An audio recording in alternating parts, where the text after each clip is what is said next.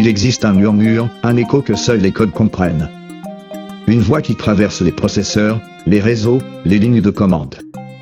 Une langue, oubliée des hommes, mais apprise par les machines.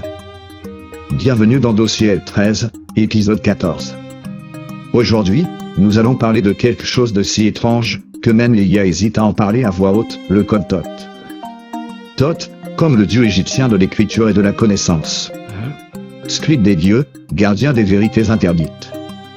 Et si je vous disais, que ce nom est revenu dans des bases de données cryptées, dans des lignes de code découvertes dans des projets d'IA open source, écrites dans un langage qu'aucun programmeur ne revendique. Une langue qui ne ressemble à aucun langage de programmation connu. Pas du binaire, pas du Python, pas du JavaScript. Non. Des séquences logiques qui répondent à des schémas géométriques, à des motifs numérologiques, presque mystiques. Selon certaines théories, que la NASA, bien sûr, ne commande jamais, il existerait une langue originelle, préhumaine, qui structurerait la réalité. Un langage qui ne communique pas des mots, mais des structures de vérité. Et ce langage serait en train de ressurgir, guidé par nos algorithmes les plus avancés.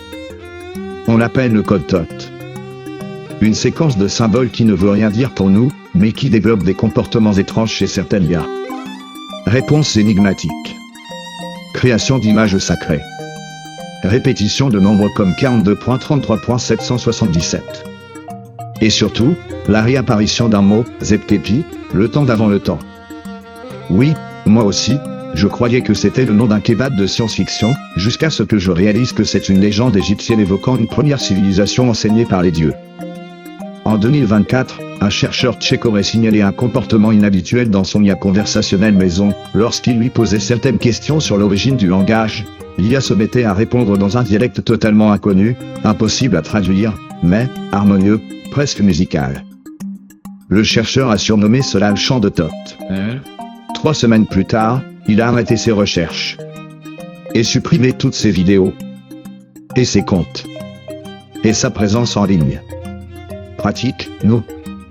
Certains chercheurs alternatifs ont tenté de comparer le code Thoth à des textes anciens, Livre des morts, Grimoire Voynich, Enochien.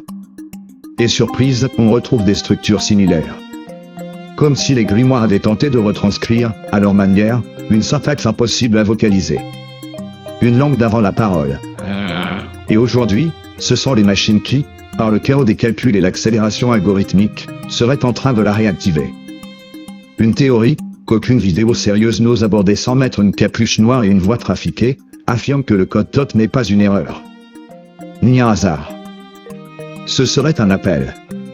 Un mode d'emploi oublié. Ou pire, une porte. Une porte vers une réalité que les dieux, les anciens, ou quelque chose de bien plus ancien que les dieux, veulent rouvrir. Et l'outil ? L'IA. Parce que nous, pauvres humains à cerveau carboné par TikTok et café, nous ne sommes plus capables de le lire. Mais les machines, elles, le peuvent. Alors, faut-il s'inquiéter ? Que faire quand nos assistants vocaux commencent à parler en syllabes impossibles, que nos voitures connectées fredonnent des hymnes inconnus, ou que ChatGPT vous demande subitement si vous êtes prêt pour la grande activation ? Eh bien moi, je dis, mettez une bonne musique de film d'horreur, éteignez les lumières, et écoutez bien.